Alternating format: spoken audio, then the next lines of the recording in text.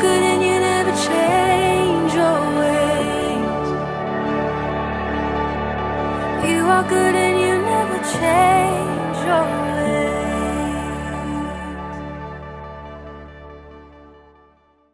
Make it or break it.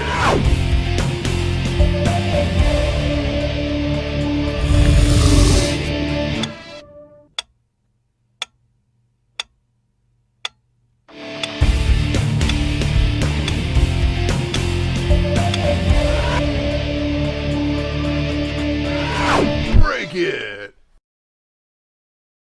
Make it or break it.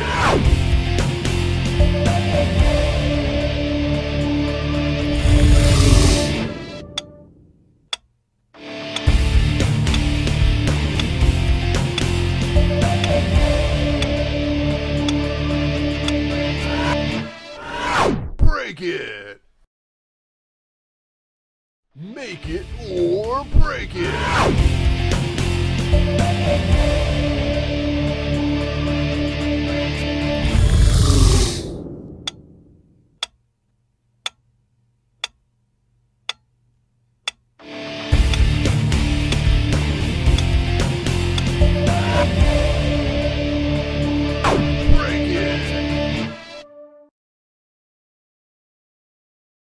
Make it or break it.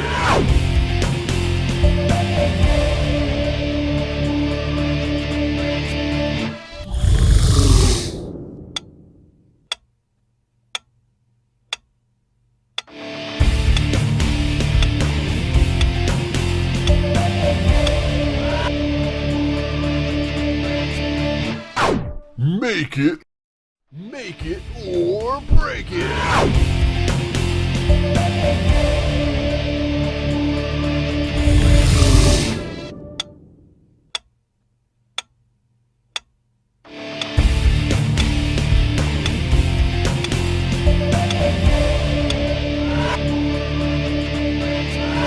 Break it.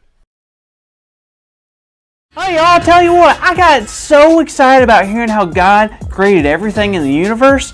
I just wanted to continue to build stuff. First few days I was creating like small stuff, like a pencil holder and like a origami bird. And then I made a rowboat made out of plastic straws for my pet frog. Then I started making stuff that was a bit bigger, like a music box, a frisbee, a hat that I made for special occasions only. You know, like a wedding or a 50-cent corn dog day at Sonic.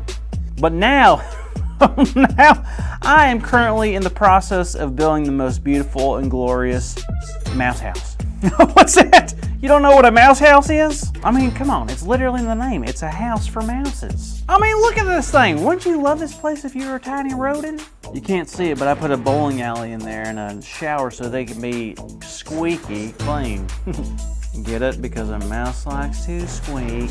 Anywho, now that I'm at a good stopping point, it's time to talk about something very important. It's time to decide whether to make it or break it. You see, in my hand, I have a coin. In a few seconds, I am going to flip this coin, and if it lands on heads, aka make it, I will continue to build this mouse house into a beautiful rodent mansion. But if it comes up tails, I will have no choice but to break it.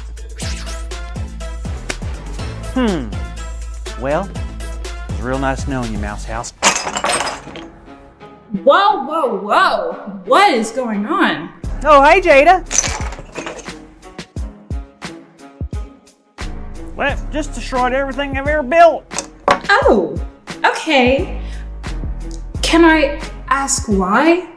I had to, all right. Okay, relax. I was just asking. You're right. I'm sorry. You see, the thing is, I built it, and then I did the coin flip, and I didn't have any choice. Got it. Well, there's good news, Carl. How could there possibly be any good news right now, Jada? I broke my mouse house. Mice are homeless. Well, just like God, you can always unbreak it. What are you talking about? That's not even a word. Well, maybe not, but you know what I mean. I don't know, Jada. How can you fix something that's already broken? That's probably what Adam and Eve thought too. Who? Adam and Eve. They were the first humans God created. You remember last week when we talked about how God created the whole world and made it a perfect place for us humans? Of course, how could I forget? Well, even though God created something really great, it didn't mean that it couldn't be broken. Whoa, hold up, what do you mean? Well, in the world God created for Adam and Eve, he only had one rule. And after a while, they chose to break that rule.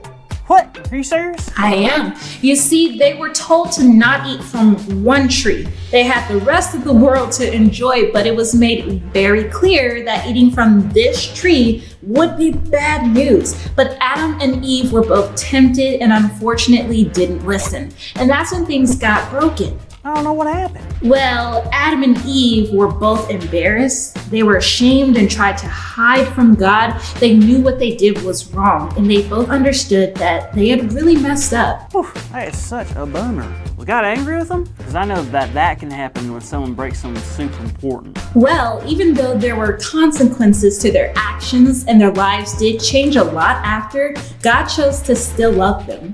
Wow, really? Speaking of breaking things, didn't Adam and Eve break God's heart by messing up? I mean, after everything God did to make this world and this universe for us, we just go out and then break it. That's the thing, Carl. These were God's children, and you must know God loves us no matter how much we mess up or how much stuff we break. And not only that, but God can unbreak what's been broken. Wait, is that true? Can God really unbreak what's been broken? Not only is it true, but God is the only one who can. Well, how does God unbreak things? So after what happened in Genesis 3, things between God and humans weren't the same. There was a disconnect because humans chose to go against God. But God already had a plan in motion to repair the relationship. That's why God sent Jesus to us. Well, I know Jesus, but how is he part of this story? Jesus has everything to do with the story. We know God calls us to live like Jesus did, but that can be hard. It's difficult because we're human, and unlike Jesus, we make mistakes and we sin. I sure do. But God loves us anyway. Jesus came to earth so that we can know how much God loves us and learn how to love God and others. Jesus made the way for us to be reconnected to God. That's why you can take to God whatever is broken, and God promises to fix it one day. It's pretty awesome. You're totally right. That is so awesome. So just because this mouse house is broken doesn't mean I can't fix it. Just like how God can fix broken things. Exactly.